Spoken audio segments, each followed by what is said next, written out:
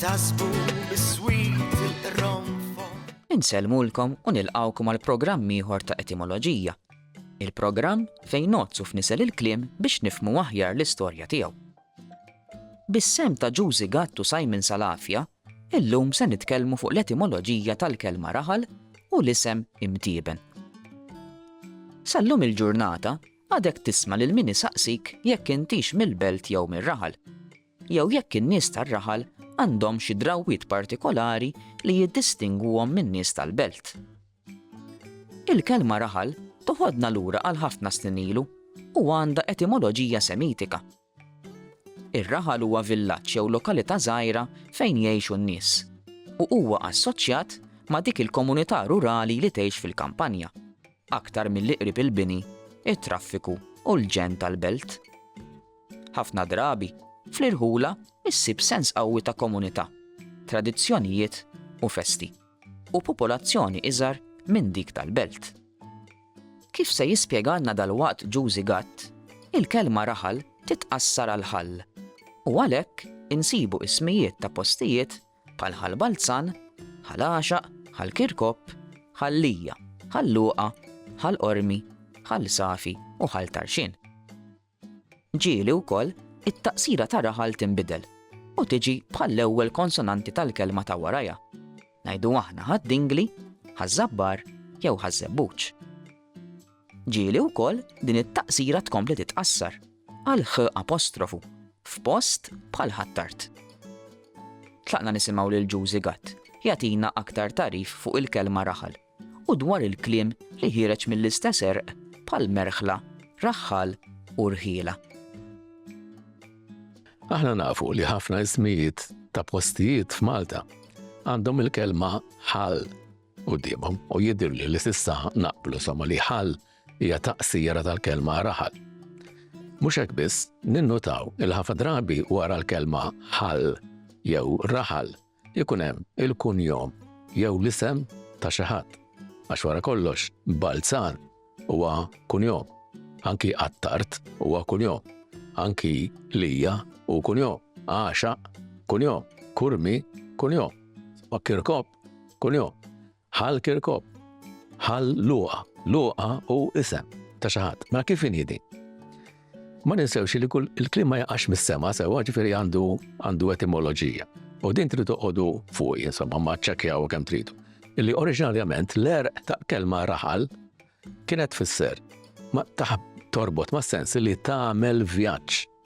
Din nistgħu nifhmuha fih għax għatfadal tikka minnha fil-sienna għax fil-letteratura għax forsi fil-mitkellem ma tantx ngħiduha.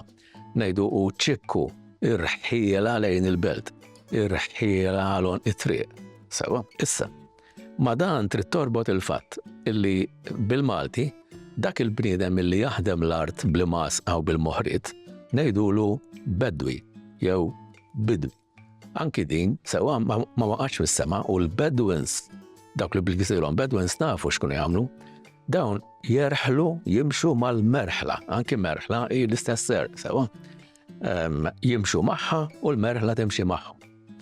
Issa ġie żmien meta il-bedwi illi għal ħafna żmien kien jerfa' it-tinet, jerfa' il-borom, jerfa' l-imħadet, l-affarijiet kollha li kollu minn post u jimxi mal-merħla biex jarmhom post ieħor sewa u dak kien raħlu, jiġifieri il-vjaġġ tiegħu.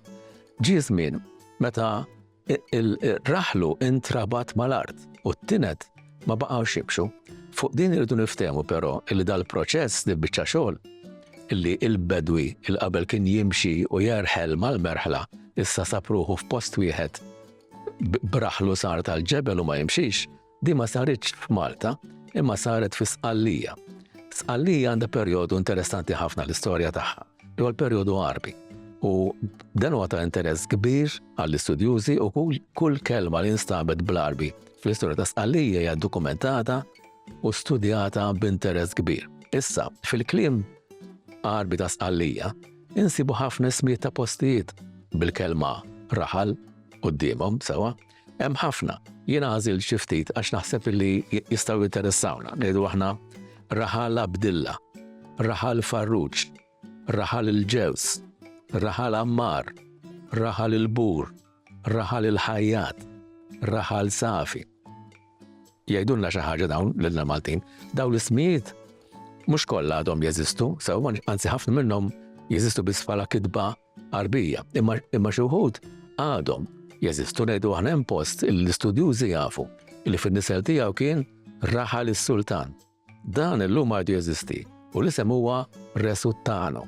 U biex tkunu tafu wkoll l-ikbar xmara li hemm fis-Qallija li għedula x-xmara dit-Tajno ġejja minn Wied it-Tajn. Ġie żmien illi ir-raħal kien ir-raħal ta' xi ħadd, ir-raħal ta' Luqa, ir-raħal ta' xi ħadd kull jum hu Balzan, eċċetera, ir-raħal ta' xi ħadd kull jum hu Għaxa. Imma wieħed irid tifhem illi f'dar raħal ma kienx hemm Luqa biss, sewwa kien hemm ommu u missieru, kien hemm il-mara, forsi aktar minn mara waħda jitnaf, u mill-inqas xi 10 jew 12 tifel għax 12 wild. U mbagħad wara ftit jiġu it-tfal ta' tfal u l-kuġini u xi ħaddiema li jaħdmu magħhom bnew hemm. Sewwa ġifieri eventwalment ir-raħal kien kbir.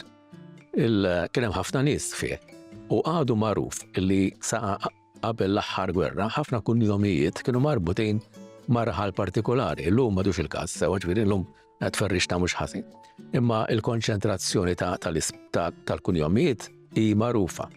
Issa Malta hemm iddokumentat hija miżawda b'ismijiet ta' ħall madwar Malta kollha tista' tgħid. Xi wħud minnhom spiċċaw u mietu mewta naturali, imma xi wħud oħrajn kibru u saru irħula kbar u anki bliet illum. Ngħidu aħna. Kien hemm raħal jismu ħall Dwin. Dwin huwa Edwin, sewwa. Raħal ħdejh jismu ħall Muxi. Muxa huwa Moshe Dajan. Ħall Muxi u ħall Dwin imbelaw minn Ħażebuġ. Qrib iż-Żejtun hemm ħall Tmin ukoll u ħall Bajda u ħall Ħarrat. Daw kollhom postijiet fil-kampanja llum illi ma rnexxewx sewwax biżmien xi postijiet aktar ċentrali kibru u oħrajn mietu mewta naturali. Imma raħal propja kienet il-razzett ta' xi ħadd oriġinarjament. U r-razzett da antikament kien jimxi fi żmien mal-Bedwi imma ġie żmien illi ma kellux għalfejn u ma kellux fejn jimxi iktar u waqaf sar tal-ġebel u ntrabat mal-art. Merħla xi ħadd li rabbi l-bejjem ngħidulu raħħal sewwa jiena nerħila lejn il-belt, jiġifieri kollha huma parti mill-istess nisel tal-kliem. Jekk il-kelma merħla nassoċjaw ma' grupp ta' naċ jew annimali, tajjeb nirrealizzaw il-plural tagħha huwa mrieħel, li dal-plural għandu jfakkarna wkoll fiż-żona li tinsab bejn Birkirkara u Ħall-Qormi. Il-kelma li se nitkellmu dwarha fit-tieni rokna tal-programm hija mtieben, li bħal imrieħel għandha l-istess forma grammatikali.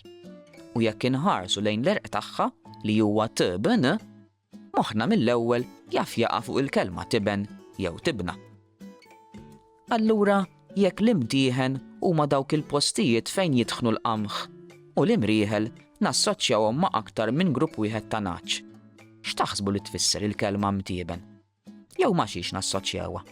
It-tiben huwa dik il-parti nixfa tal-qamħ jew ċerejali oħra wara li titneħħa ż-żerrija. It-tiben jintuża spiss bħala qalf għall-bejjem. U fil-passat, sforzi l-limitazzjonijiet li kellna f'Malta, kont issib imtieraħ, jiġifieri saqqijiet li jkunu magħmulin mit-tiben. Għandna wkoll espressjonijiet idiomatiċi sbieħ li fihom indaħlu l-kelma tiben jew tibna. Il-favorita tiegħi tibqa' din. Jara t-tibna fajn ħaddieħor u ma jarax it-travu fajnu. Dal-qawl ifisser li ġiel issib nies li jħobbu jikkritikaw id-difetti ta' ħaddieħor. Imma mbagħad ma jirrealizzawx li huma stess għandhom nuqqasijiet aktar serji. Tlaqna nisimgħu l-aħħar rokna tal-programm tal-lum. U nħeġġiġkom tikkontribwixxu għas-sejħa li se jagħmlilkom Simon Salafja għal min jaf fejn jinsab l-imtieben ġewwa Malta. Din il-kelma hija kelma interessanti ħafna. Huwa nom minn mat f'dal-każ li ġej mill-kelma li hija tiben, tiben. Jien nixtieq forsi bis-saħħata tal-programm jekk xi ħadd sema b'dan l-isem li għandu x'jaqsam ma' dal-post jgħidilna. Għax jien saqsejt ħafna nies, jinsab fit-tramuntana ta' Malta jien għandi ideja fejn jinsab, però nħallija f'idejn it-telespettaturi. Mela, l-isem li sibt huwa dan jiena huwa l-imtieben ta' fuq u l-imtieben ta' isfel. U l-imtieben jekk inti tipprova tifhem l-etimoloġija tagħha tinduna li dan nom jixxibaħ ħafna mal-imtieħen ta' fuq u l-imtieħen ta' isfel. Ovvjament daw kienu għeliqi għalhekk qegħdin fil-plural, il-livell ta' ftit minnhom qiegħed ogħla mill-livell ta' oħrajn. Allura għalhekk nużaw l-imtieben ta' fuq u l-imtieben t'isfel. Issa, dil-kelma hija attestata wkoll fid-dizzjonarju ta' Kulina, jagħti il-kelma mitben u jagħti wkoll il-kelma fis-singular mitbna. M-I-T-B-N-A, mitbna. U l-plural tagħha huwa imtieben, l-imtieben ta' fuq u l-imtieben t'isfel. Dan huwa ftit minn ħafna iktar nomi minn Mati illi jeżistu fit-toponomastika Maltija. Ħansemmi ieħor li forsi wkoll tistgħu tgħiduli fejn jinsab għax jinsab fis-singular u fil-plural. Għandna isem li jgħidulu il-maħsel u għandna il-plural ta' maħsel li jgħidulhom l-imħasel. Wieħed jinsab fin-naħa t'isfel ta' Malta u l-ieħor jinsab fin-naħa ta' fuq ta' Malta.